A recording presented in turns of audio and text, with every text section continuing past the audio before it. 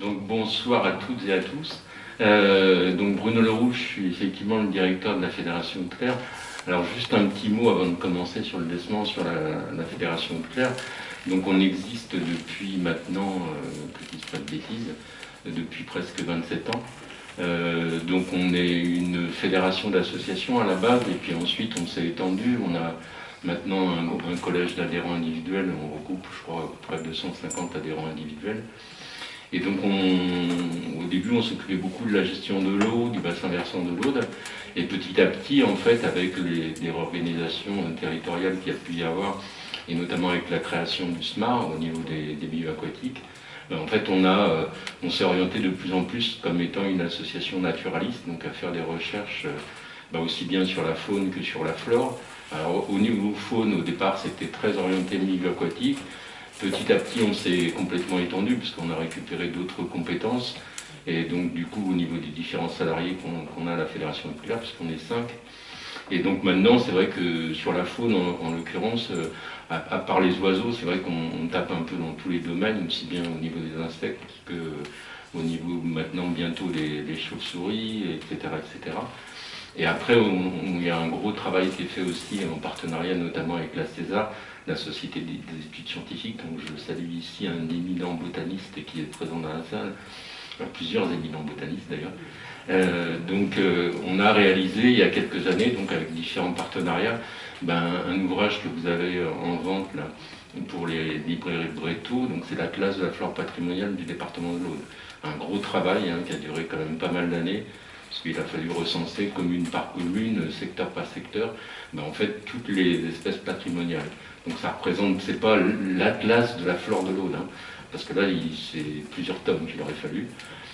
Donc c'est l'atlas de la flore patrimoniale, et c'est quand même 300 taxons différents de plantes qu'on considère comme patrimoniales au niveau du département.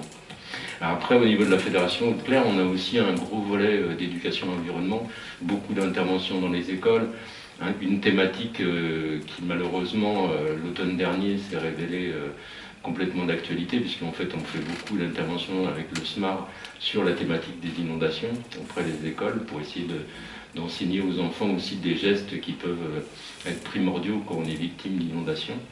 Et puis après, donc beaucoup d'interventions aussi, notamment sur l'espèce qui nous concerne aujourd'hui, donc sur le décement des Pyrénées, avec dans le cadre d'un programme, d'ailleurs c'est dans ce cadre-là que ce soir, moi je fais aussi la conférence, on bénéficie depuis maintenant presque 5 ans d'un programme européen qui s'appelle le programme LIFE plus décement des Pyrénées, et donc qui nous a permis, pendant 5 ans, avant il y avait eu précédemment 4 ans de plan national d'action, et donc ça nous a permis, en l'espace d'une dizaine d'années, d'acquérir beaucoup de connaissances sur une espèce qui était vraiment très méconnue, que ce soit en France ou en Espagne ou au Portugal, où l'espèce est présente. Et donc malgré cela, encore aujourd'hui, vous allez le voir, il y a encore beaucoup d'interrogations sur cette espèce.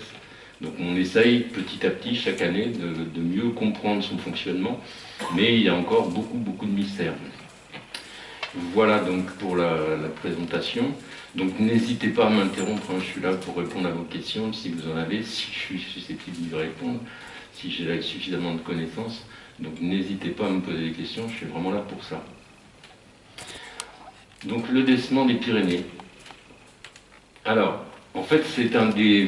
À part maintenant avec la génétique où on va découvrir des nouvelles espèces, notamment je pense entre autres aux chauves-souris, mais à certaines populations de vertébrés, donc la génétique nous permet maintenant d'identifier parfois des différences infimes qu'on peut avoir entre certaines espèces, mais dans la découverte principale, en fait, des derniers vertébrés découverts en Europe, on a ce décement des Pyrénées. Donc c'est récent, 1811, c'est à l'échelle de la connaissance naturaliste, c'est quand même très récent. Donc c'est en fait je crois que si je ne dis pas de bêtises, c'est un nommé Derouet qui trouve dans un torrent des Pyrénées, qui trouve un décement mort, et donc il se gratte la tête parce que personne ne sait ce que c'est à l'époque. Et donc il l'envoie au Muséum d'Histoire Naturelle à Paris. Il est toujours d'ailleurs conservé au Muséum d'Histoire Naturelle de Paris, ce fameux premier décement décrit. Et donc il l'envoie à un célèbre naturaliste de l'époque qui s'appelle Geoffroy Saint-Hilaire en 1811. Et donc Geoffroy Saint-Hilaire, pareil, quand il va recevoir ce cadavre de décement, il va se gratter la tête en se disant mais qu'est-ce que c'est que cette bestiole? Ça ressemble à rien. Ça a une trompe qui est préhensile, ça a des pattes avant qui sont presque atrophiées, alors que par contre les pattes arrière sont très musclées. Ça a une queue, ça a une fourrure qui est très dense, je vous montrerai tous les détails tout à l'heure. Et donc en fait, il gratte la queue, puis en fait il arrive à faire le rapprochement avec une autre espèce qui est relativement similaire, qui s'appelle le desman de Moscovie. Alors comme son nom l'indique, il ne vit qu'en Russie, et contrairement à notre desman des Pyrénées, comme vous le verrez tout à l'heure, qui est plutôt inféodé au lac ou au torrent d'altitude, le desman de Moscovie, qui est beaucoup plus gros, hein, vous voyez la différence d'échelle, en fait lui il vit dans les marécages. Alors il a des comportements qui sont parfois assez similaires. Il y a notamment quelque chose qu'on commence à appréhender, parce qu'on se demande s'il n'y a pas des communications avec des ultrasons sous l'eau, entre différents individus. Je vous le montrerai aussi peut-être un peu plus tout à l'heure, mais pour l'anecdote, hein, en fait on s'est rendu compte en faisant des opérations de marquage d'individus. On colle une puce sur le pelage à l'arrière, à la base de la queue, et donc avec une antenne, on suit les individus, on étudie leur comportement. Et donc on s'est rendu compte que quand deux desmans dans le même cours d'eau se rapprochaient, à l'arrivée à une certaine distance, ils faisaient demi-tour. Alors pourquoi, comment ils font pour communiquer alors qu'ils sont quand même à plusieurs dizaines de mètres l'un de l'autre? Ça, pour l'instant, on n'en sait rien. Ce qu'on sait, par contre, ce qu'on a vu, et c'est pour ça que ça nous fait encore beaucoup réfléchir, on a vu que en fait, quand ils nagent, bien souvent, ils ont une bulle au bout de la trompe, une bulle d'air là au bout des naseaux, et on se demande s'il n'y a pas des communications avec des ultrasons qui permettent à deux individus de s'éviter en quelque part dans le cours d'eau. Mais tout ça, ça reste encore des supputations, des interrogations, etc. Donc ce fameux Saint-Hilaire, en fait, il le rapproche du desman de Moscovie, donc il va le baptiser desman des Pyrénées. Donc Galemis pyrenaicus. Alors c'est un peu surfait, parce qu'en fait on dit des desmans des Pyrénées, mais comme je vous l'ai dit, en fait on voit, je vous montrerai tout à l'heure des cartes de présence de l'espèce passée et aujourd'hui, on voit que, en fait, autrefois, il n'y a pas si longtemps que ça, au début du XXe siècle, le desman était pratiquement présent sur la moitié nord de l'Espagne. En gros, à quelque chose près, une partie du Portugal aussi, tout le nord du Portugal, et petit à petit, vous allez le voir sur les cartes, ce noyau a vraiment rétréci pour maintenant se cantonner à quelques noyaux isolés en Espagne, un petit peu au nord du Portugal, et par contre aussi au niveau de toute la chaîne des Pyrénées, aussi bien côté français, espagnol ou andorre. Donc, mais malgré tout, et ça je vous le montrerai aussi, vous verrez que l'aire de répartition est en forte régression depuis quelques années. On sait aussi, pour remonter beaucoup plus loin dans le temps, que le desman avait certainement plusieurs ancêtres, il y avait certainement plusieurs espèces présentes en Europe, et donc on a retrouvé dans les fossiles, des fossiles de desman par exemple en Dordogne. Donc en fait on suppute qu'avec les périodes glaciaires et autres, comme c'est une espèce qui est beaucoup plus inféodée aux eaux froides, on pense que notamment pendant les périodes glaciaires, il a pu remonter beaucoup plus haut en France.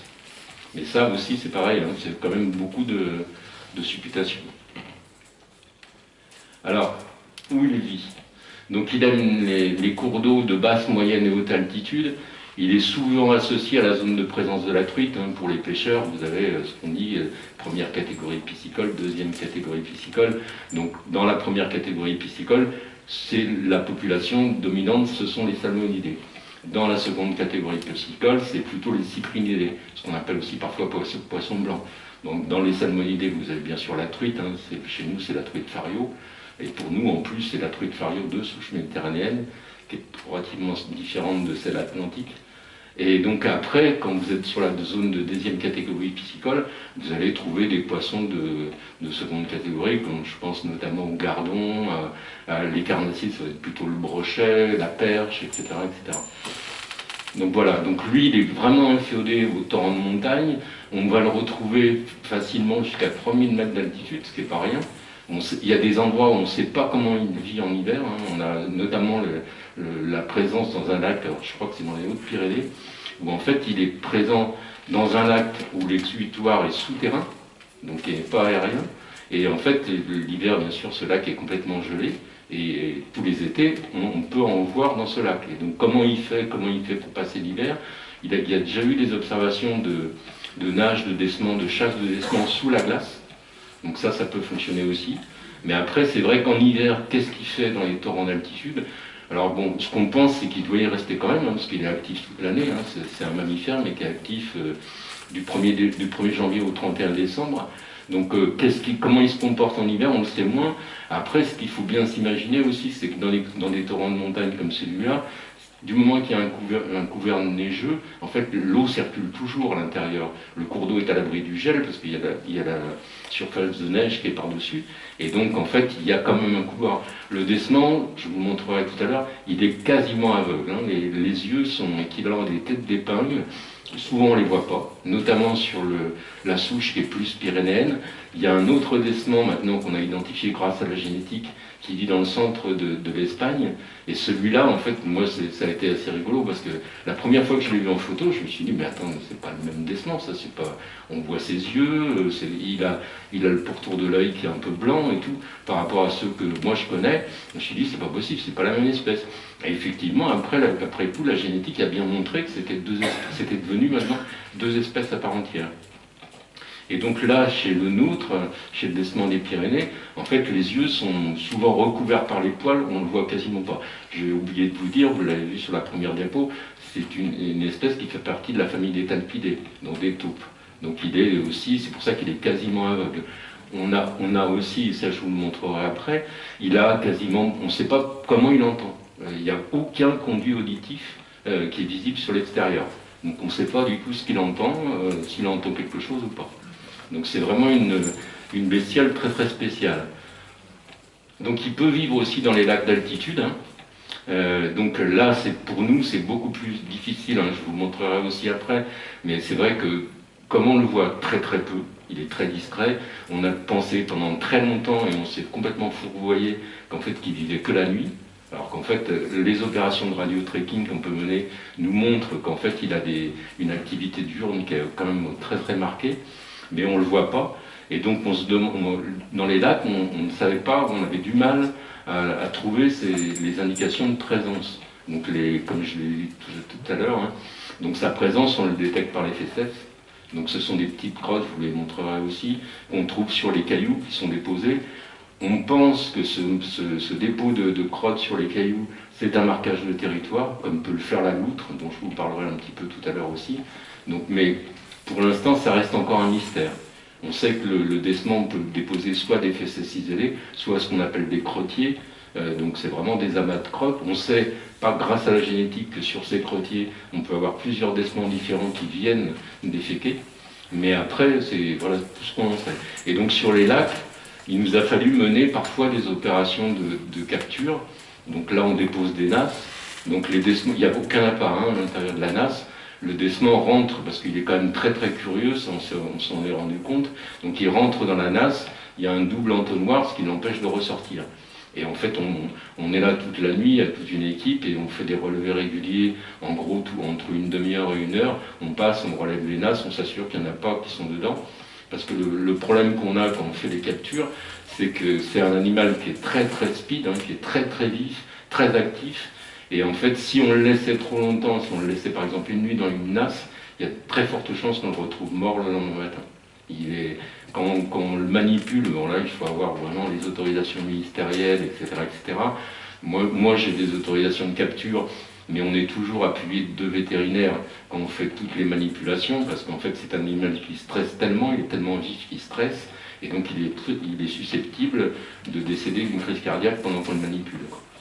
Donc on fait vraiment l'objectif des captures, c'est un objectif scientifique, c'est un objectif de connaissance de l'espèce, c'est pas du tout un objectif pour tuer un animal, bien au contraire.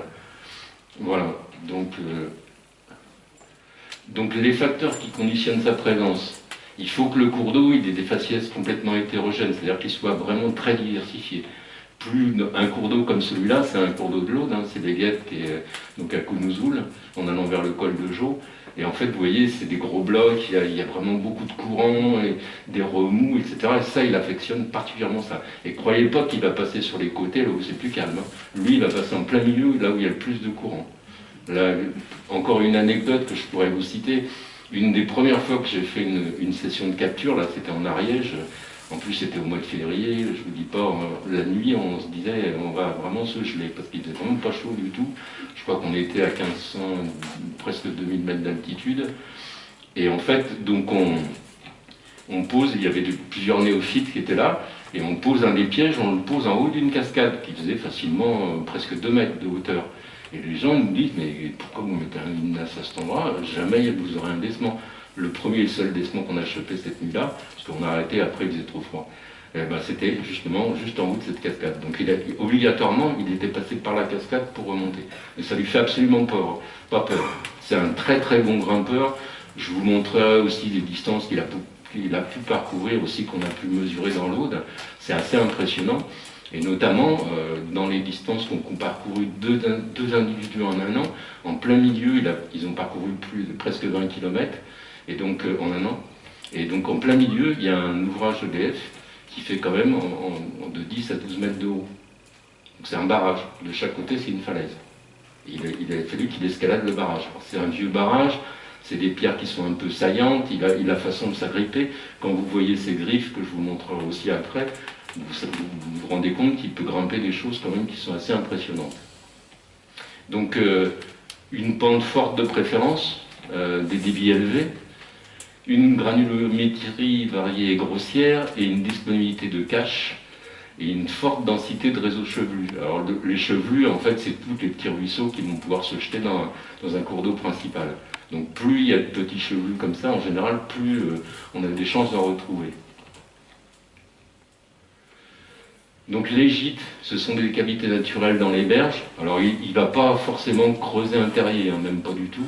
Il n'est pas comme la taupe, c'est pas un fouisseur. Il va beaucoup plus se servir de cavités qui ont été creusées soit par d'autres micro-mammifères, soit par des cavités naturelles qui sont dans la berge. Donc des infructuosités, ça peut être dans les racines, etc. Les terriers abandonnés. Donc sa présence dans les Pyrénées françaises. Donc vous voyez en fait, ça c'est une carte qui a été établie dans le cadre du programme LIFE, et donc c'est une carte qui sert au service de l'État, qui a été validée par non seulement par le Conseil national de protection de la nature, mais aussi par les différentes DREAL concernées. Et donc maintenant en fait la zone noire, toute la réglementation qui peut s'appliquer sur une espèce comme le décement s'applique systématiquement.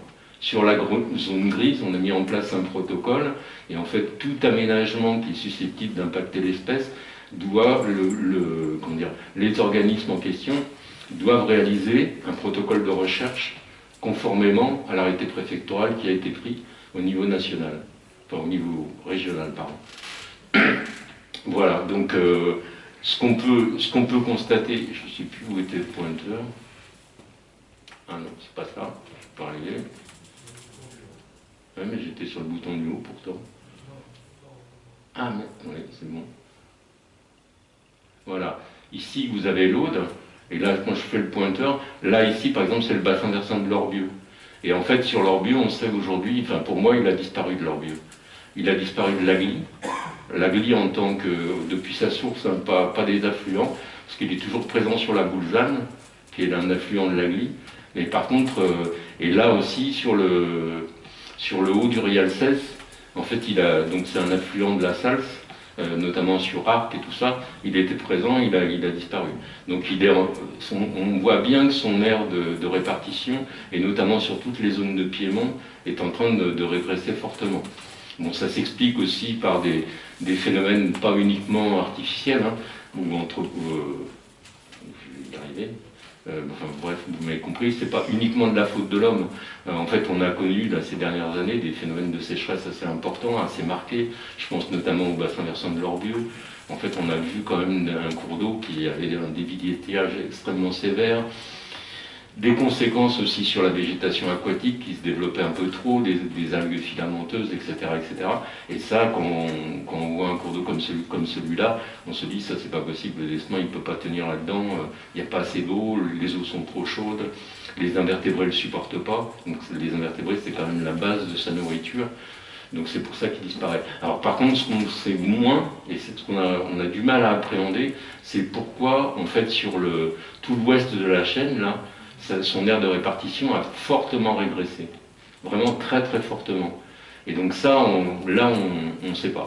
On sait qu'en Espagne c'est pareil, on verra tout à l'heure, je pense, des cartes qui vous montreront un peu la situation actuelle de l'espèce. On sait qu'en Espagne, il y a eu beaucoup d'aménagements sur les cours d'eau, des installations hydroélectriques, des modifications, des captages, de l'irrigation, tout ça qui ont fait en sorte que en fait, les débits d'étiage des cours d'eau est quand même beaucoup plus faible que ça pouvait être autrefois. Et donc on pense que c'est ça qui est une des causes de disparition, mais encore une fois, c'est vu qu'on avait quand même à l'époque peu de connaissances sur l'espèce, ben, on se pose encore beaucoup de questions. Donc son anatomie. Alors il a des pieds très grands et palmés, surtout les pattes arrière, hein. Les pattes arrière vraiment très puissantes. Donc des pattes avec des griffes, des yeux minuscules, une longue queue, une fourrure dense et un système auditif invisible. Donc les pattes, alors vous voyez les griffes, hein, c'est vraiment des griffes extrêmement puissantes. Hein. Et je vous assure, enfin on met des gants quand on les capture, parce qu'il a aussi des incisives qui sont redoutables. Quand vous voyez un squelette de Desmond, ou vous voyez son crâne, on a déjà plus l'impression de voir un crâne de chien presque. Et je vous assure que ça fait pas bon d'être mordu hein, par lui, parce que ça mord sérieux. Vraiment, il est tout petit, mais quand il mord, il n'y a qu'un. Donc des pattes très puissantes hein, qui lui permettent de bien s'accrocher. Les pattes arrière, surtout, quand vous voyez sa morphologie, en fait, vous voyez qu'il y a la trompe qui est assez impressionnante, mais le corps est vraiment fuselé. L'arrière-train est beaucoup plus costaud, et quand il nage, il développe. Hein, il est capable quand même de remonter à une vitesse sérieuse. Donc, des yeux minuscules. Alors, je ne sais pas si on le voit là. Ah, c'est pas celui-là, pardon. Là, vous voyez un petit point. Donc c'est vraiment ridicule. Hein. Alors vous voyez par rapport à ce que je vous disais tout à l'heure, en fait, chez l'autre descendant espagnol, en fait, l'œil est cerclé de blanc. Il y a vraiment du poil blanc et c'est vraiment très distinctif. C'est pour ça que quand moi j'ai vu cette photo, je me suis dit, mais attends, mais c'est vraiment, enfin, il ne ressemble pas au nôtre, quoi. C'est pas une question d'accent, hein, c'est une question de physionomie. Et en fait, donc la trompe, c'est assez intéressant parce que la trompe, elle est préhensile. Donc il s'aide de sa trompe pour aller fouiller sous les cailloux pour récupérer sa nourriture. Hein. Encore une fois, c'est des invertébrés aquatiques. Et encore une fois, c'est des invertébrés qui vivent vraiment dans les torrents et qui sont à haute valeur énergétique et aussi synonyme de très bonne qualité d'eau. Je crois que j'en parle un peu de la trompe après. Donc là, je vous l'ai dit, le système auditif est complètement invisible, donc on ne sait pas trop qu'est-ce qu'il entend. On sait aussi qu'il a des sacrés vibrisses. Donc ça aussi, ça doit l'aider dans la recherche de nourriture. Toutes les vibrisses, ils sont le long de la trompe, là. Et puis donc cette queue aussi qui est assez longue. Alors là, les poils sont mouillés au bout de la queue, donc on ne voit pas. Mais en fait, il y a une touffe de poils au bout de la queue qui lui fait en fait, qui lui sert de gouvernail. Ça l'aide dans la nage et ça lui sert de gouvernail. Il est spécial, hein, c'est une drôle de bestiole. Hein. Et c'est pas un ahul, je vous raconte pas les bêtises depuis tout à l'heure, on n'est pas le 1er avril. J'aime beaucoup le 1er avril, mais pas ce soir. Donc la queue, alors pourquoi il se met des fois dans cette position-là, ça c'est un grand mystère aussi. Il doit s'éclater, là il joue au périscope.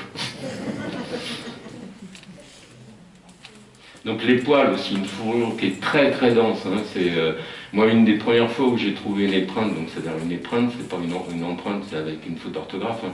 Une épreinte, c'est la crotte de loutre. Et donc une des premières fois où j'ai trouvé une épreinte qui était poilue, comme je dis, parce qu'il y avait beaucoup de poils à l'intérieur, quand je l'ai décortiqué un peu, quand j'ai vu la finesse du poil et tout ça, je me suis dit là, tu as toutes les chances que la loutre allait bouffer un descend. Ça n'a pas loupé, c'était bien ça, elle avait bien bouffé un descend. Donc plusieurs couches de poils, des poils très fins, très denses, et qui m'a toujours surpris à chaque fois qu'on a capturé un. Donc il est dans sa nasse, la nasse qui est en partie immergée, il est dans l'eau, donc on le sort, mais la vitesse où il sèche, c'est absolument impressionnant. On voit bien que l'eau reste en surface, mais elle ne pénètre pas à l'intérieur du poil. Il est vraiment étanche. Encore une fois, il est actif toute l'année, il vient en torrents de montagne, donc il a vraiment besoin d'avoir une fourrure qui soit vraiment protectrice du froid, quoi, parce que quand vous êtes dans des eaux qui ne sont pas loin des 0 degrés, il faut quand même être relativement résistant. Et donc on sait aussi qu'il passe quand même beaucoup de temps à soigner sa fourrure, à la nettoyer, tout ça, pour qu'elle soit le maximum efficace. Donc cette fameuse trompe, Vous voyez bien les vibrisses hein, de part et d'autre de la trompe, là, toutes les vibrisses. Donc ça, on pense que ça a quand même un rôle essentiel dans la recherche de nourriture. Donc la trompe, qui est préhensile, c'est pour ça aussi que dans les Pyrénées, souvent, il a été surnommé le rat trompette. Donc c'était un de ses petits noms aussi. Moi, je l'ai souvent qualifié d'éléphant de ruisseau. Donc, même s'il n'a pas vraiment la même taille qu'un éléphant, j'ai oublié de vous dire d'ailleurs, en fait, hein, il fait en gros, il fait entre 24 et 28 cm, à peu près autant pour la queue que pour le corps. Donc le corps, c'est à peu près la taille du poing, quoi.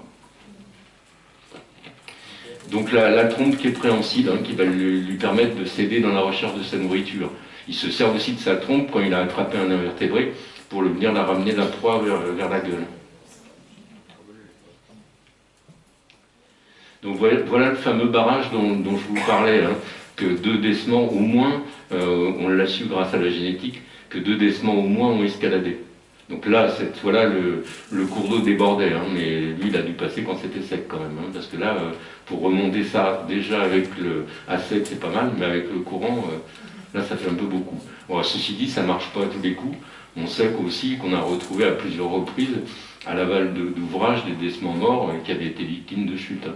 Parce que ça peut arriver qu'il se... Et c'est peut-être plus à la descente qu'à la montée.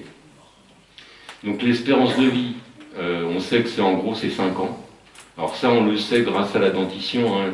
Les 2 vétos avec qui je travaille, en fait ont mis en place une espèce de règle avec l'usure des dents, et donc ils peuvent déterminer assez facilement l'usure de la dent, et donc l'âge de l'individu. Donc on sait que en gros c'est 5 ans, a priori ça ne va pas au-delà. On pense que c'est 2 à 3 portées par an. On n'a jamais pu voir, photographier un jeune décement. On ne sait pas quelle tête ça a. Quand ça naît, on ne sait pas.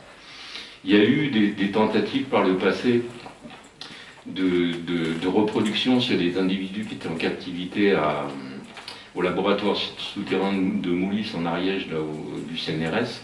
Ils en avaient quelques-uns en captivité. Et d'ailleurs, les études comportementales qui ont été faites à l'époque sur ces individus-là nous ont quand même pas mal fourvoyé dans ce qu'on pensait croire du décement de sa vie. Parce qu'on pensait qu'il était, pendant très longtemps on a pensé, il est solitaire, les rapports avec la femelle n'ont lieu que juste quelques heures, et en fait après ils se séparent, les 2 décements ensemble ne peuvent pas vivre, et depuis on sait que c'est complètement faux.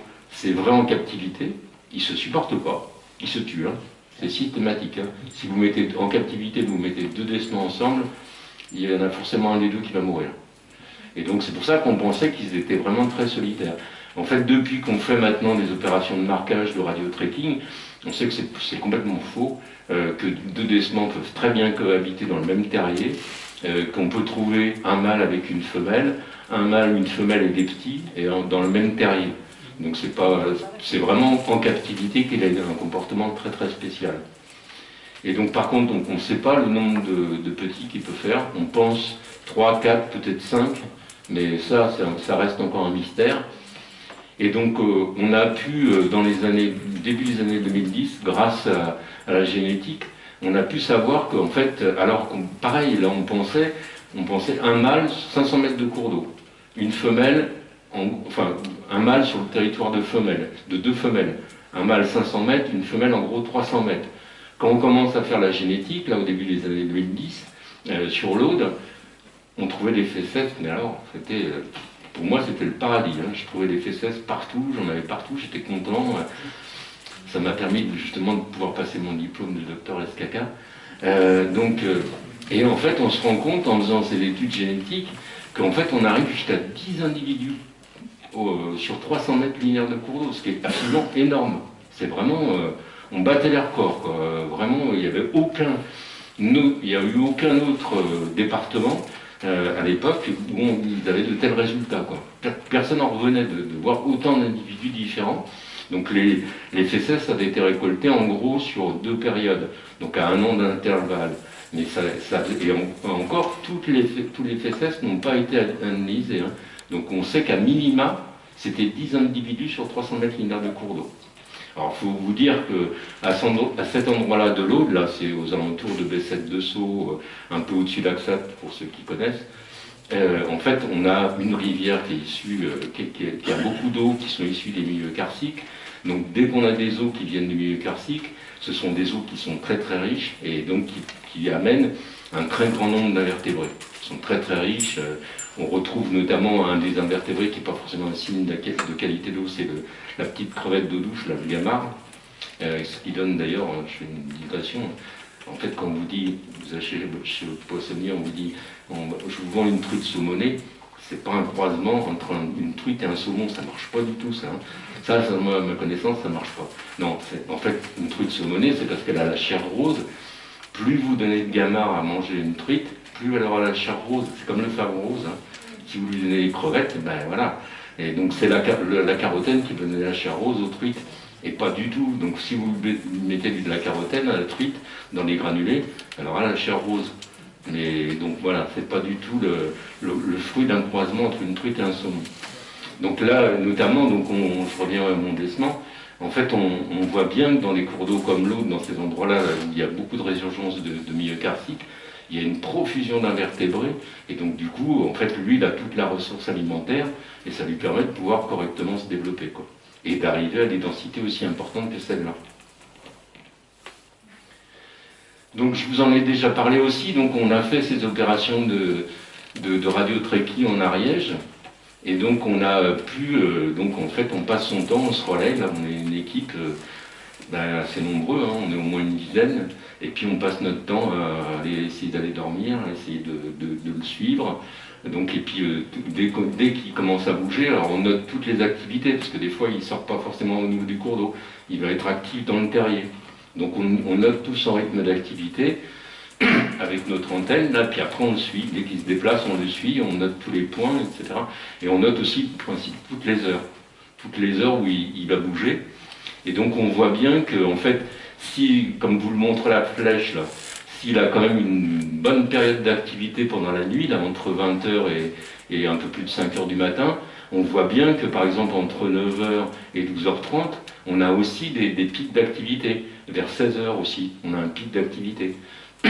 Donc finalement, en fait, c'est lié aussi pas mal aux individus, hein, puisqu'on voit des rythmes d'activité un peu différents. Mais on a quand même, quand on regarde tous les graphiques des différents individus qui ont été suivis, on voit quand même qu'on a cette constante. Alors il y a presque une exception, c'est un pépère que j'ai suivi donc l'année dernière en Ariège. Alors lui, c'était un vieux, hein, il était considéré comme ayant 4 ans, et visiblement, il était réglé comme du papier à musique. À 19h le soir, il sortait. La journée, il ne bougeait pas. Il était complètement dans son gîte au repos. Arrivé 19h, boum. Alors il y a un truc qui est, parce que là, c'était une opération qui était liée de suivi, qui était liée à des travaux que menait EDF sur l'Aston. Et en fait, ce qu'on n'a pas compris, et qu'on ne comprend toujours pas, c'est qu'en fait, si on faisait ces suivis de baissement, c'est parce que EDF, donc faisant des travaux sur leurs usines, était amené à lâcher dans le cours naturel de la rivière, à certaines heures, des volumes très très importants. Lui, le PP, là que je vous parle, il nichait donc dans son gîte sur un petit affluent, qui était quand même situé à plus de 500 mètres du cours d'eau principal de l'Aston. Et en fait, à chaque fois que, en fait, il descendait vers l'Aston, alors qu'il y avait un lâcher d'EDF, dès qu'il arrivait à 500, en gros à une centaine de mètres de l'Aston, il faisait demi-tour. Quand il n'y avait pas le lâcher, il allait dans l'Aston. Alors comment il faisait à une centaine de mètres pour savoir qu'il y avait un lâcher d'eau qui était plus bas, ça c'est un mystère total. Mais c'était vraiment, ça nous a marqué parce que toute la période où il y a eu les lâchers d'eau, il a fait ça tout le temps. Quand il n'y avait pas de lâcher d'eau, il allait dans l'Aston. Quand il y en avait, il n'y est pas. Et comment il faisait pour le savoir? À moins qu'il ait eu un téléphone direct avec EDF, mais sinon, je ne sais pas comment il faisait. Donc c'est pour ça qu'on a encore vraiment des trucs à comprendre. Alors, est-ce qu'il sent, est-ce qu'au niveau des vibrations qu'il peut émettre un lâcher d'eau, parce que quand vous passez un cours d'eau d'1 mètre cube ou 2 mètres cubes seconde à 10 mètres cubes seconde, c'est pas le même bruit. Hein. Donc ça peut provoquer des vibrations. Est-ce qu'il arrive à les percevoir? Ça, c'est un grand mystère. Donc voilà, je vous montre les différents déplacements. Alors, C'était entre 2011 et 2012. Donc on a un premier individu qui est en bleu là. Alors je ne sais pas si vous voyez, alors, je ne sais pas si je vais y arriver. Donc c'est là-haut. Hein. Donc on trouve des fesses. Donc donc il est monté de 4,8 km. On trouve des premiers fesses le 3 mai. On en retrouve l'autre le 9 juin. Et en fait, donc là, je vais y arriver, c'est pas celui-là. Donc entre cette période-là, entre le 3 mai et le 9 juin de la même année, hein, il a fait ça, on l'a retrouvé ici. Après, on a un individu C qui, entre le mois de septembre 2011 et le mois de juillet 2012, lui, il a fait 16 km, qui est quand même pas mal non plus. Alors le vert, il est où le vert? Le vert, il est là. Donc il est parti de là, il a remonté tout ça, et on l'a retrouvé là. Donc 16 km de cours d'eau. Et ensuite, entre septembre 2011 et septembre 2012, on a un individu D, alors qui lui est parti de là-bas, voilà, de là-haut, et en fait il a fait aussi tout ça, et pour se retrouver ici. Et donc c'est ici, en gros, que je ne dis pas de bêtises là, mais c'est en gros c'est par là qu'il y a le barrage, que je vous ai montré en photo tout à l'heure. Donc c'est quand même des distances beaucoup plus importantes. Alors on ne sait pas, c'est ça qui est malheureux, c'est que la génétique ne nous a jamais, elle nous a permis de descendre l'individu, de savoir que c'était un individu A, B ou C ou D, mais par contre on ne sait pas le sexe de l'individu. Donc on ne sait pas si ce sont des mâles qui se déplacent, si ce sont des femelles, est-ce que c'est plutôt des jeunes qui se déplacent, parce qu'ils sont en recherche d'un territoire. Tout ça, ça reste pour l'instant encore inconnu. Hein. Donc l'utilisation des gîtes, hein, ça aussi, c'est, vous voyez, le gîte, hein, c'est des endroits comme ça, là, ici, là, c'est sous un caillou. Alors en général, à l'intérieur, il y a une cavité qui est au sec. Hein. Donc ça peut être là aussi en berge, comme là aussi. Tout ça, ce sont des gîtes qui avaient été identifiés grâce aux opérations de trekking. Puis vous voyez les cheminements hein, qu'ils sont capables de faire, là, ces trois individus différents. Donc ils vont, donc là, ici, il y en a un qui a le gîte qui est là. Donc il va se déplacer aussi bien dans l'affluent que gagner sur le cours d'eau principal. Là, pareil, l'individu a le gîte au même endroit, et en fait, il va très peu dans l'affluent. Lui se sert plutôt du cours d'eau principal. Et par contre, on a un autre en fait, qui est que dans le cours d'eau principal. Vous voyez, c'est tous les trois au même endroit. Hein.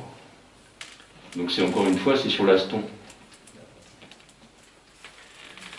Donc il peut tenir jusqu'à 30 secondes à 1 minute sous l'eau. Alors il y a un descement qui est devenu un peu célèbre parce qu'il a été, il est notamment dans le livre que vous avez là-bas à l'entrée. Donc il a été pendant plusieurs années, il était dans un lac, alors je ne sais plus exactement lequel, dans les Hautes-Pyrénées, c'est dans le parc national des Pyrénées.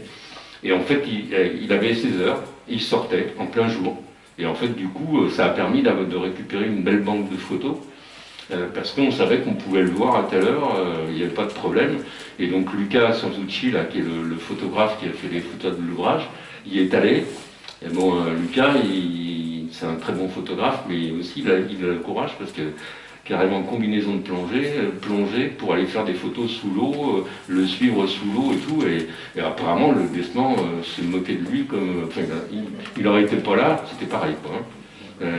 Il a vraiment pas du tout peur de l'homme.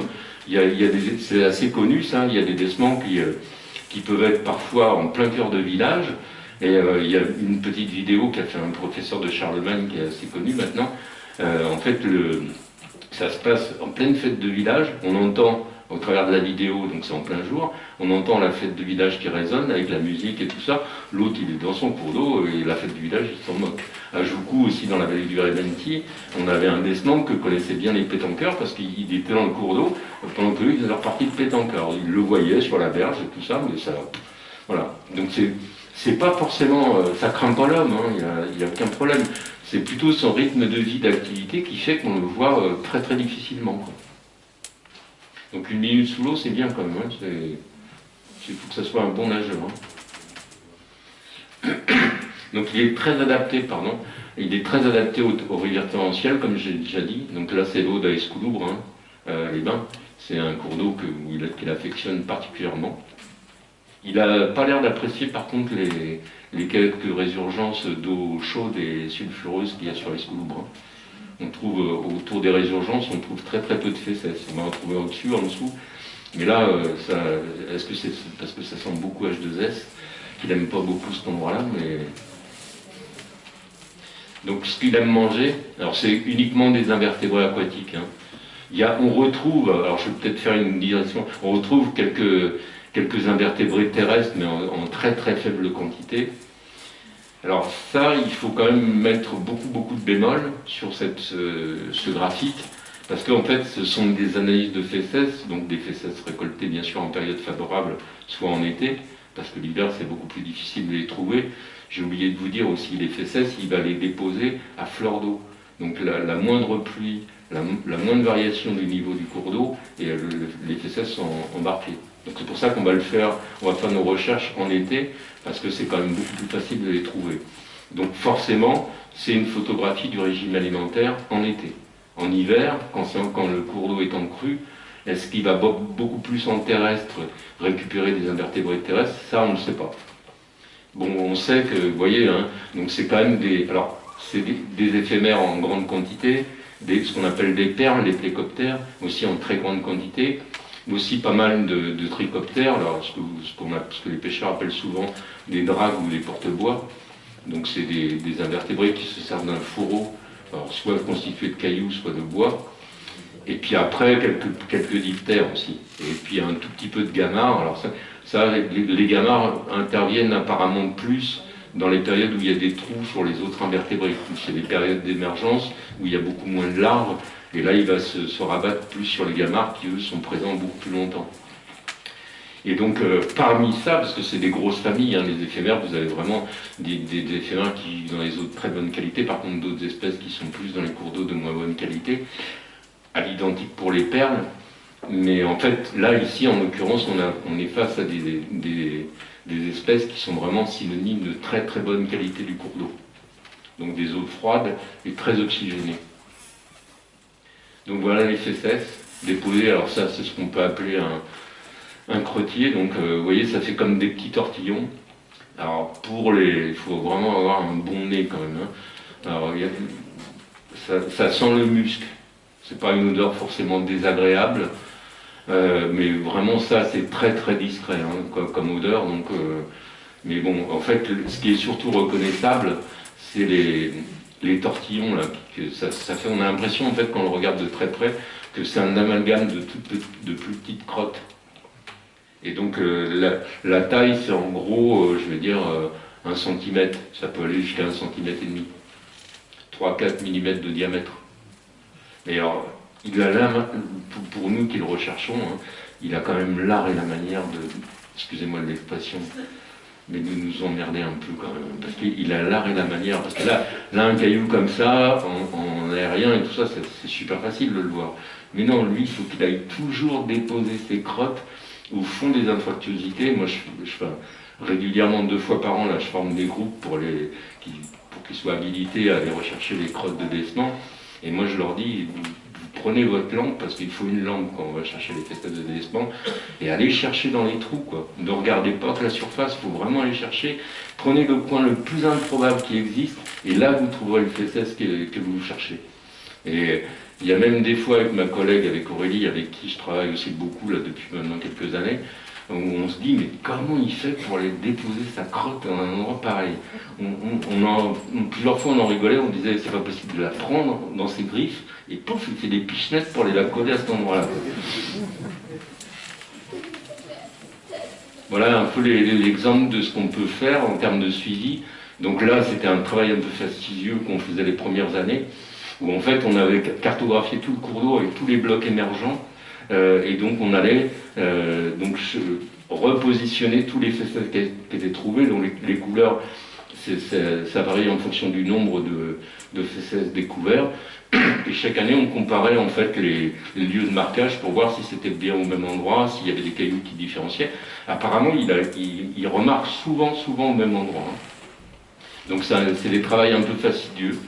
Voilà, mais ça permet aussi d'essayer de mieux comprendre comment fonctionne l'animal. Voilà, et puis donc les stations de suivi qu'on a encore sur Aude.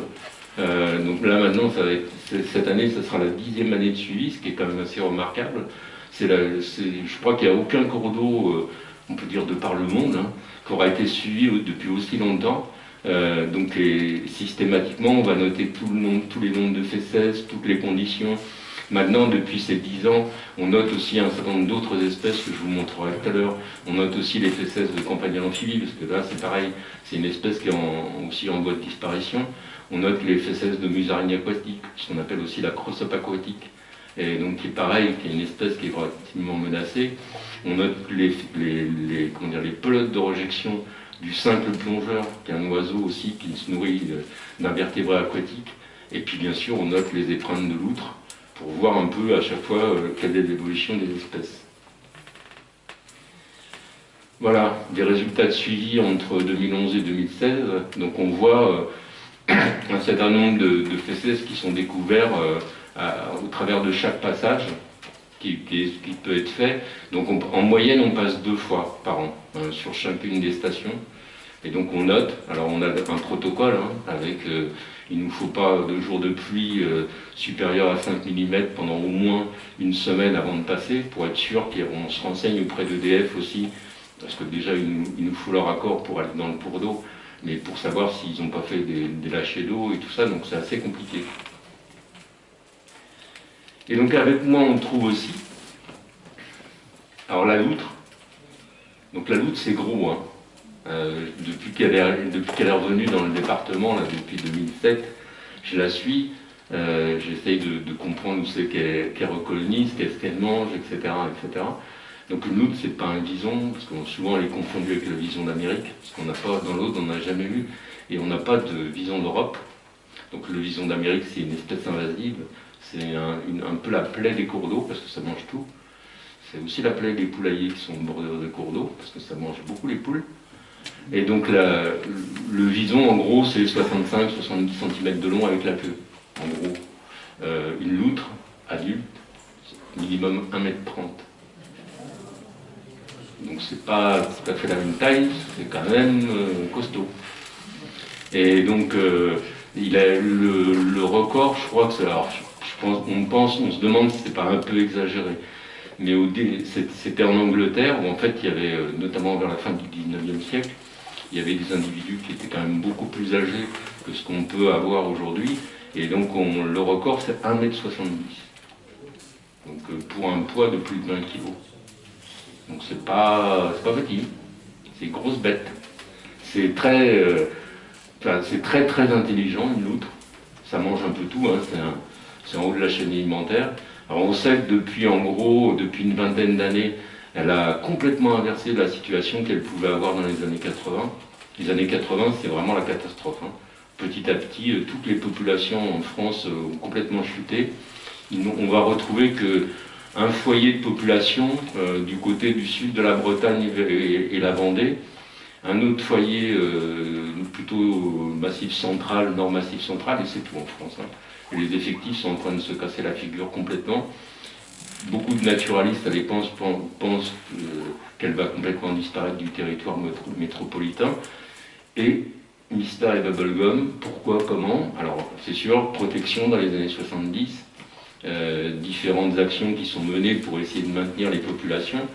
Et dans les années 90, d'un seul coup, la population commence à réaugmenter sérieusement. Et donc là, on va commencer à avoir des individus, vers la fin des années 90, quelques individus vont aussi remonter d'Espagne. En Espagne, il y a eu aussi des introductions, notamment en Catalogne, des réintroductions. Et donc on va avoir des individus qui vont recoloniser, alors notamment, je crois qu'un des premiers départements de la chaîne des Pyrénées, ça va être l'Ariège, vers la fin des années 90. Après, on a les Pyrénées-Orientales, et enfin, en 2007, on a l'Aude. Où en fait, on a des individus qui arrivent, alors, au début, l'Orelenti et la très haute vallée de l'Aude, d'ailleurs pas le Cap-Cyr, bizarrement, qui sont quand même les sources de l'Aude, et donc plutôt le sillon de l'Aude. Donc au début on ne sait pas trop, moi j'étais persuadé qu'elle provenait, enfin qu'elle était issue de la souche espagnole, et puis en 2009, on découvre une loutre écrasée à Alec-les-Bains. Donc on peut obtenir, parce qu'en fait elle avait été récupérée par la Fédération de chasse, moi j'arrive à obtenir une oreille, ça aide. C'est tout petit les oreilles de loutre, hein. Et ça permet d'avoir suffisamment de matériel pour faire des études génétiques. Et donc elle est envoyée à la génétique, enfin l'oreille, Et en fait, une grosse surprise, elle est issue de la population massive centrale. Donc ça me surprend, parce que moi j'étais vraiment persuadé qu'elle venait d'Espagne. Là récemment, l'année dernière, en fait, il y a une autre jeune loutre qui a été trouvée, écrasée cette fois-ci du côté d'Arc. Et pareil, je lui ai prélevé une oreille, je l'ai envoyée à la génétique, j'ai eu les résultats relativement récemment, et celle-là par contre est issue de la population espagnole. Donc on voit qu'il y a déjà du brassage de population. La carte génétique est sortie récemment, nous montre bien qu'il y a du brassage. Alors, grosse surprise aussi, on s'est rendu compte qu'il y a une loutre trouvée morte aussi dans les Hautes-Pyrénées, elle provenait de Bretagne. Alors, ça s'explique, hein. Une loutre, et notamment un individu en recherche de territoire, est capable de faire 70 km en une nuit. Donc c'est pas rien, hein. C'est quand même beaucoup. Elle se déplace beaucoup sur les berges, pas forcément dans l'eau. C'est une très très bonne nageuse, hein. Ça, enfin, moi je l'ai vue qu'une fois dans le Rebenti. Elle est partie, et pourtant il n'y avait pas beaucoup de fond, hein. Mais je ne l'ai pas vue partir, quoi. Je me suis demandé par où elle était passée, quoi. Je ne l'ai pas entendue rentrer dans l'eau, mais c'est vraiment d'une discrétion absolue. C'est une grosse bête, mais qui est très discrète et qui est une excellente nageuse, hein. Et là, en fait, la photo, je faisais des suivis à l'époque, au niveau de, quand elle existait encore, au niveau de la pisciculture de Gesse. Donc c'est pas une photo artificielle. En fait, là, vous voyez, c'est un enrochement, et juste derrière, c'est l'Aude. Et là, elle est devant le bassin de la pisciculture. Et en fait, elle avait très bien compris que dans les bassins de la pisciculture, elle avait un garde-manger extraordinaire. On sait, avec le pisciculteur qui était quand même un ami, moi j'ai essayé de l'aider tant que j'ai pu, essayer d'obtenir quelques subsides, parce que en fait il avait quand même 6 loutres qui venaient dans la pisciculture, donc je vous laisse imaginer, c'est 1 kilo de poisson par jour, quoi. Donc voilà, ça fait quand même pas mal de dégâts, quoi. Et donc en fait, malheureusement il a pas pu obtenir, bon, il est parti depuis, la pisciculture a fermé, c'était pour d'autres raisons. Mais donc c'était quand même un sacré problème. Il a commencé à y avoir la même chose sur la pisciculture de la flageole qui est complètement au du Rebenti.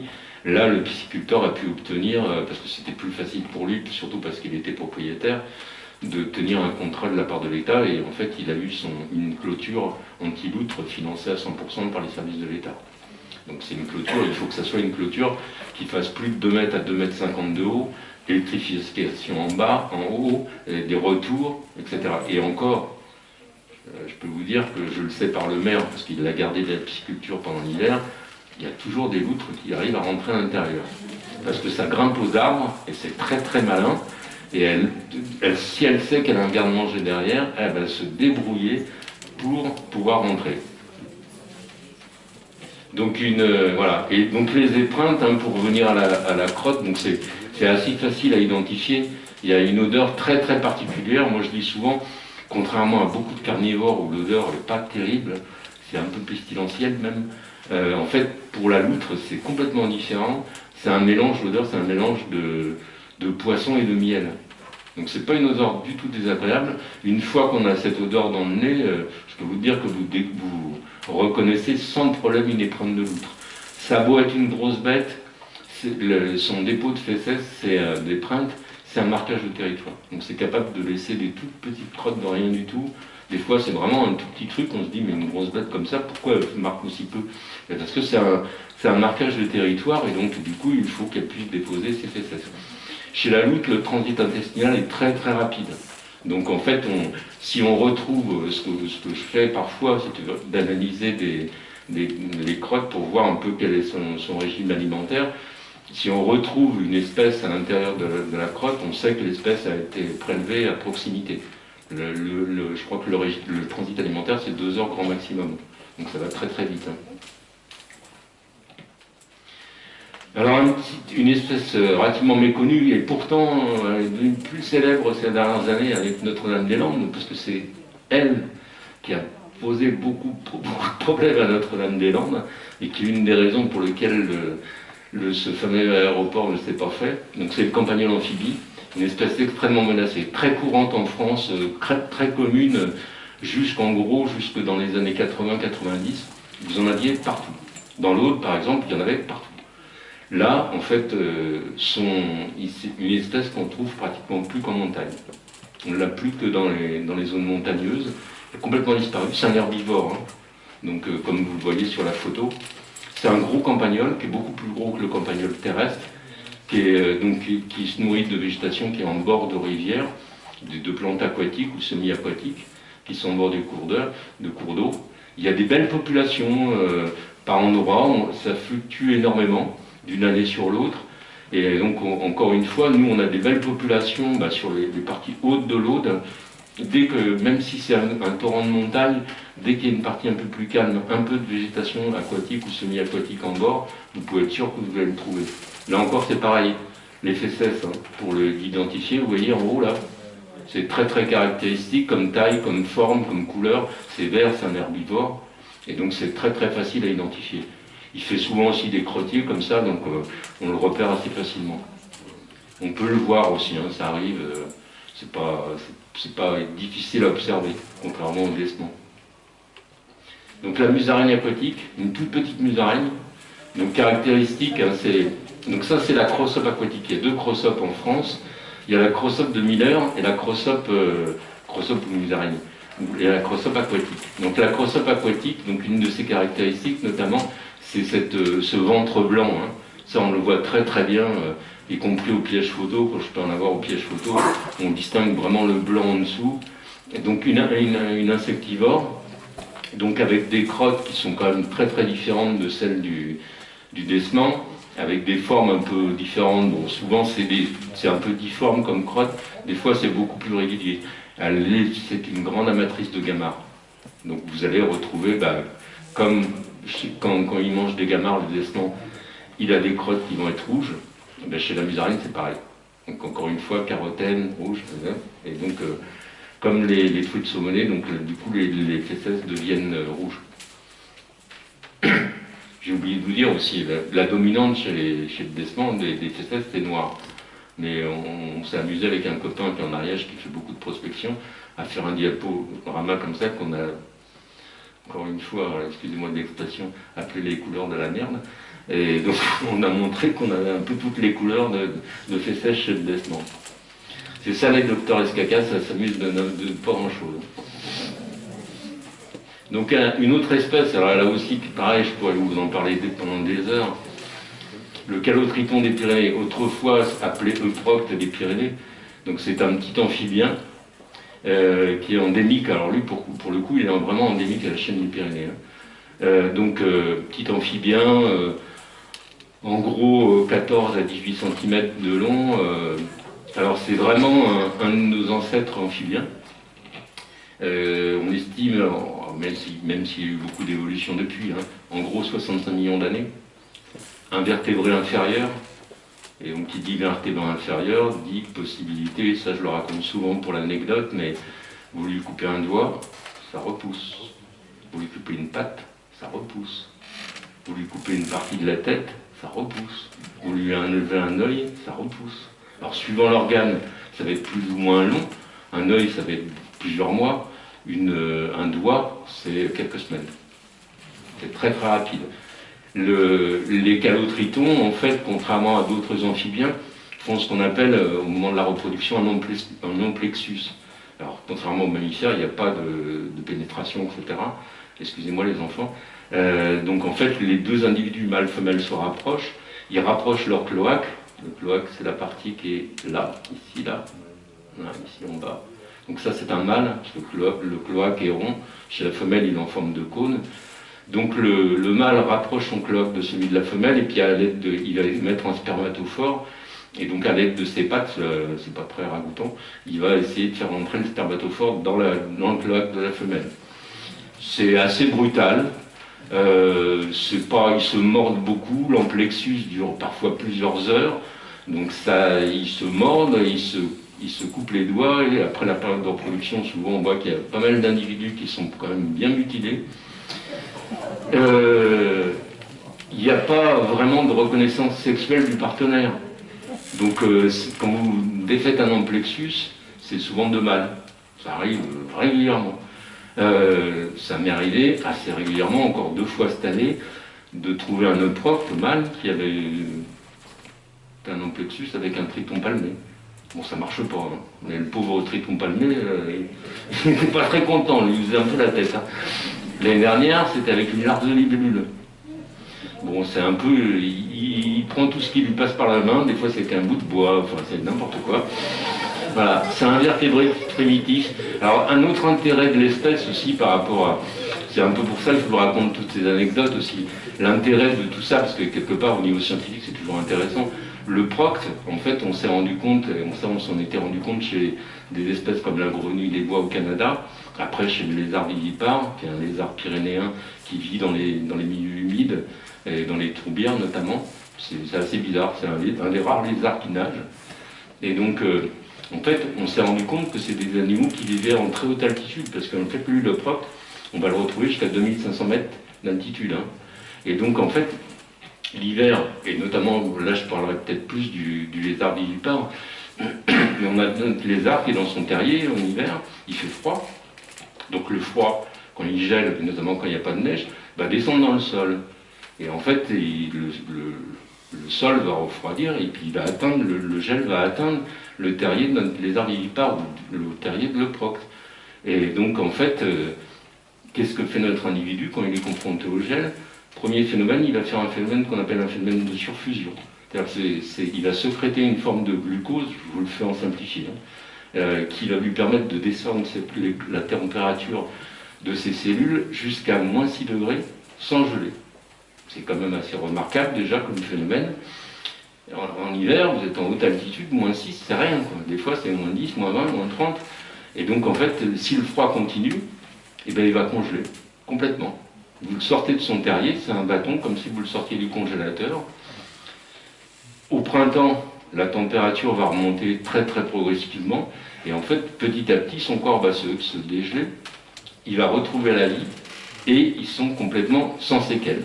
Aucune séquelle, ils ont congelé, donc aucune perte de graisse ou de quoi que ce soit, donc ils ressortent, ils reviennent à la vie complètement intacts. Donc ça, c'est des phénomènes qui sont quand même, d'un point de vue scientifique, extrêmement intéressants. Je vous dis pas comme, et c'est ce qui est en train de se passer depuis pas mal d'années, en Amérique du Sud notamment, où on voit qu'il y a beaucoup de labos pharmaceutiques américains qui vont étudier tout un tas d'espèces, et notamment les amphibiens, parce que c'est des espèces quand même très très menacées sur la planète, et on sait qu'on a beaucoup de potentiels médicaments, de potentielles connaissances qui peuvent s'appliquer à terme sur l'homme. Donc c'est aussi tout ça, et ça je le répète assez souvent, c'est tout l'intérêt de la biodiversité aussi. C'est si on la perd, cette biodiversité, c'est aussi tout un tas d'acquis, de connaissances qu'on va perdre. Peut-être des médicaments futurs qu'on n'aura pas et qui nous empêcheront peut-être de soigner certaines maladies. Donc l'amour de ces petites bêtes, les naturalistes, c'est pas juste un amour de petites bêtes, c'est aussi bien comprendre qu'on a quand même beaucoup de choses à apprendre de cette biodiversité. Alors là, je parle de la faune, mais au niveau de la flore, c'est exactement pareil. Voilà, donc là, je crois que ça doit être l'une des dernières. Ah non, peut-être pas. Non, c'est pas la dernière.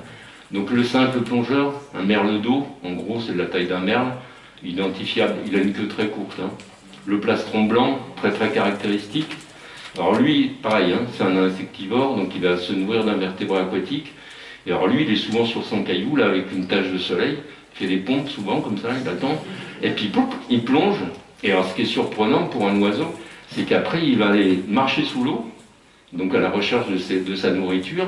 Il se sert de ses ailes aussi pour se déplacer sous l'eau. Donc quand vous le voyez faire dans l'eau, à la recherche de sa nourriture, c'est quand même assez surprenant, quoi, parce que c'est un oiseau, il est beaucoup plus profilé pour la nage que pour le vol. Quand vous le voyez voler, c'est un vol un peu lourd, là, l'impression de voir un bombardier qui est au-dessus de l'eau, et puis donc il va faire des vols assez brefs, et donc voilà, c'est encore une espèce très très surprenante, et vraiment adaptée à son milieu de vie. Donc la truite fario, hein.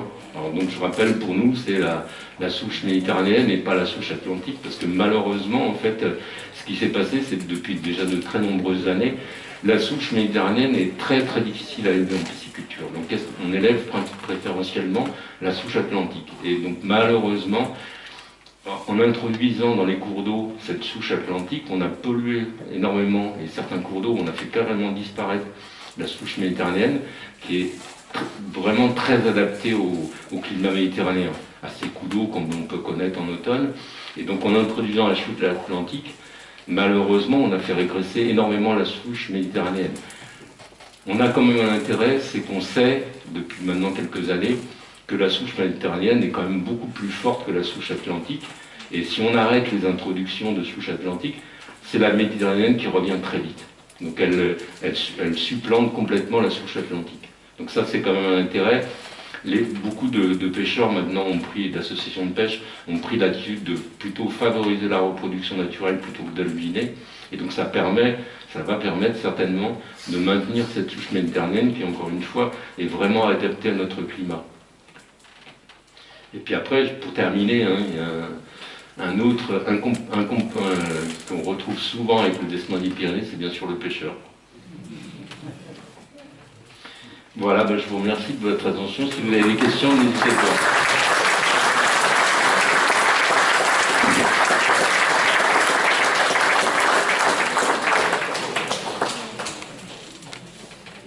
Alors merci Bruno pour cette évocation des habitants de l'Aude, des petits habitants de l'Aude. Donc s'il y a des questions, des commentaires, il n'y a pas de descente donc ce soir. Hein, donc. Dans le résumé, il est question d'espèces parapluies et je me demandais ce que c'est. Alors une espèce parapluie, en fait, c'est un indicateur par rapport à un milieu donné. En fait, on va considérer que c'est le révélateur de la qualité de ce milieu, de cet habitat naturel.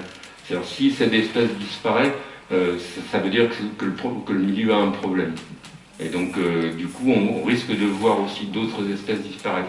En gros, je vous fais un cours, hein, en gros, c'est ça, quoi. Donc par rapport au torrent de montagne notamment, c'est vraiment, pour nous, pour la chaîne des Pyrénées, c'est vraiment l'espèce biodicatrice. Combien de taille ferait à peu près une loutre adulte exactement? Alors 1m30. Je suis plus grand que toi, enfin peut-être pas. Si, je suis 1m20. Ah bon, bah alors c'est plus grand.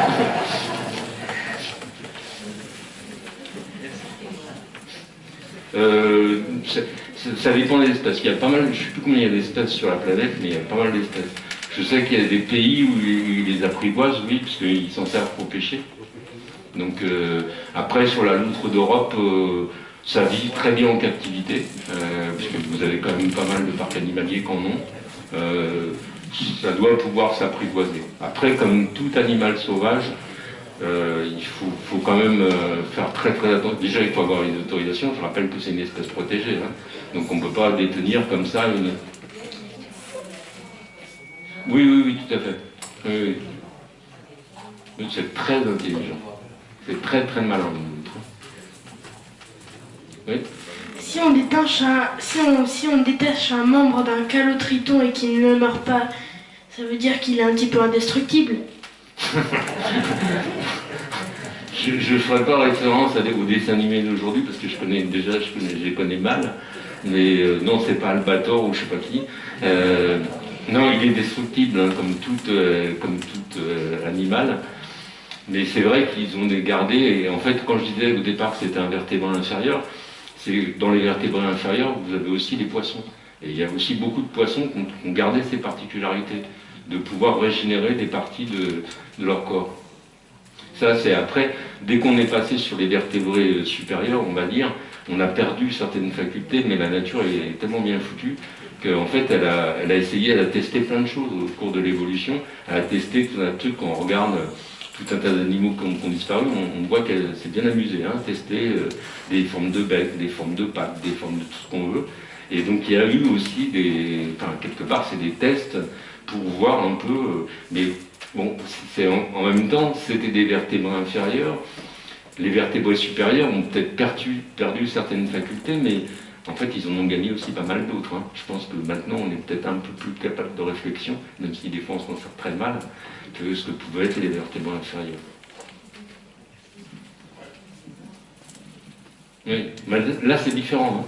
Parce que alors, chez le lézard, il a créé un nouvel organe. Là, c'est un clone qui est recréé. Si vous analysez le membre qui a été généré, vous le comparez au précédent, c'est un clone. Alors qu'un lézard, c'est un nouvel organe qui repousse.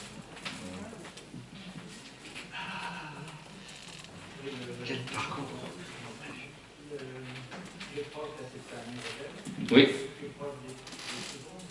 Alors c'est de la famille des salamandridés. Donc c'est les gyrodelles, ce sont les amphibiens qui à l'état adulte vont garder la queue. Pour les grenouilles, ce sont des anours, parce qu'ils n'ont plus à l'état adulte, ils n'ont plus de queue. Et donc le calotriton, enfin le procte, c'est un urodèle qui fait partie de la famille des salamandridés. Oui. En ce qui concerne le décement, donc on a vu que pour l'amphibien, quand il fait froid, il n'a plus d'activité, c'est-à-dire quand il fait froid, il se congèle même à moins 6, moins 10. Il faut rappeler qu'il y a des milliardaires qui se sont fait congeler après leur mort. Voilà.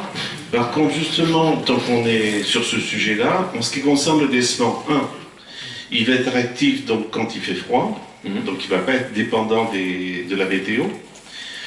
Ce qui lui permet, comme l'humain, d'être actif, bien que la météo change.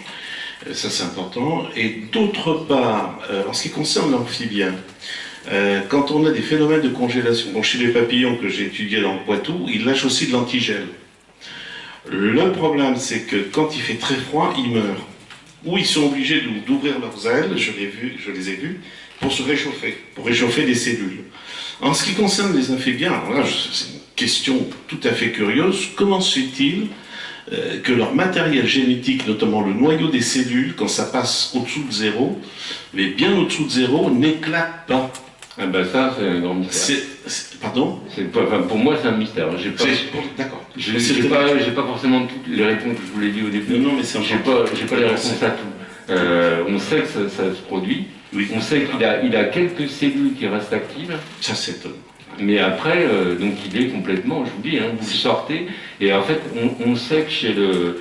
Enfin, on sait que en 1920... Bon, j'étais pas né, je vous rassure, même si j'étais pas loin. En fait, il y a un chercheur de Toulouse, M. Despax, qui a fait sa thèse sur le calotriton des Pyrénées. À l'époque, on l'appelait Euprocte. Et en fait, il en avait en élevage dans sa cave à Toulouse. Arrive un hiver, je ne sais plus lequel que c'était, puisqu'il a publié sa thèse en 1929, donc ça devait être dans les années 20, un hiver très froid. Il descend dans sa cave, il trouve ses artérothoriums complètement gelés. Donc la bêtise qu'il fait, c'est qu'il va allumer son poêle, et donc il va réchauffer les aquariums très très vite. Et en fait, à sa grande surprise, il y a quelques individus qui sont morts, mais par contre l'essentiel de la population est encore en vie, alors qu'il les avait retrouvés complètement congelés dans ces aquariums. Et en fait, la décongélation trop rapide va faire en sorte que dans les semaines qui suivent, l'essentiel de la population va mourir, et un individu va tenir un peu plus longtemps, mais il va finir par quand même décéder des suites des séquelles. Mais parce que la décongélation a été beaucoup trop rapide. Il faut vraiment que le phénomène se produise comme ça se produit en milieu souterrain, c'est-à-dire que la décongélation est très lente. Très lente. Donc j'ai une partie de l'information grâce à vous, c'est-à-dire que parmi une décongélation rapide, si ça se produit, comme l'humain malheureusement veut le faire, il peut toujours être rapide, alors que la nature nous montre qu'il faut prendre son temps. Il y a des individus résistants qui vont pouvoir perpétuer l'espèce parce qu'ils sont... Ça c'est intéressant comme information, d'une part. Et donc le décement, lui, contrairement à l'ours, qui lui est couvert comme un mammifère. Donc c'est bel et bien un mammifère, il est gendré, mâle-femelle, oui. Avec des petits. Okay. Et la saison des amours se passe aussi comme au printemps. Alors on considère que ça commence au mois de mars, en gros février-mars, et en fait pour toute la réglementation, en fait, on pense que la période de reproduction, donc on inclut la période d'élevage des jeunes. Donc on considère que ça se termine fin août. En gros, la reproduction, c'est de mars à juillet. Et enfin, donc il hiberne pas comme l'ours. Pas du tout. Non, il est actif toute l'année. Il est vraiment actif.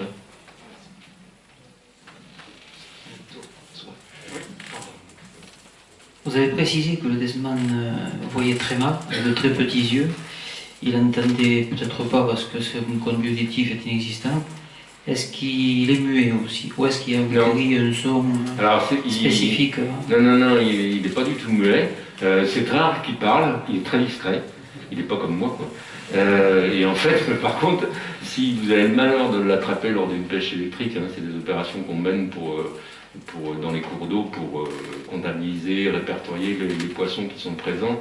Donc on a un appareil avec une canne, un courant qui arrive, une anode au bout, et donc on injecte de l'électricité dans l'eau. Et si malheureusement il se prend le jus, je peux vous dire qu'il sort de l'eau et vous l'entendez couiner, quoi. C'est un petit cri assez aigu, c'est rare. Quand on le capture, en général, il ne crie pas. C'est très très rare. Il n'émet aucun son quand on le capture. Par contre, je peux vous dire qu'une fois, ça m'est arrivé, bon, je ne devrais pas le dire, en étant sur le Madre, en fait, en traversant, j'étais pas là du tout pour ça, hein. Je traversais un tout petit ruisselet, de rien du tout, grand comme ça, et en fait, je crois que je lui ai marché sur la queue. Et donc, je l'ai entendu gueuler, et ça gueule fort. Et bon, là, je crois que j'avais fait un petit peu...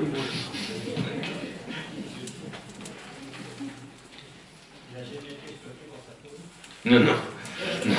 Bah, disons qu'il en faudrait quelques-uns. Hein. Il y a la petite fille qui est Jean-Marie.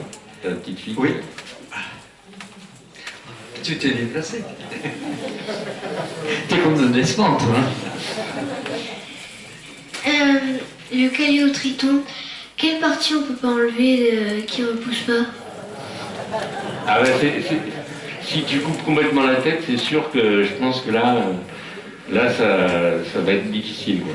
Oui, mais par exemple, si on lui enlève l'estomac, est-ce qu'il va... Non, sur les organes, à part les yeux, c'est quand même des organes externes, mais sur les organes internes, non, je pense que ça marche pas. Ah. Désolé.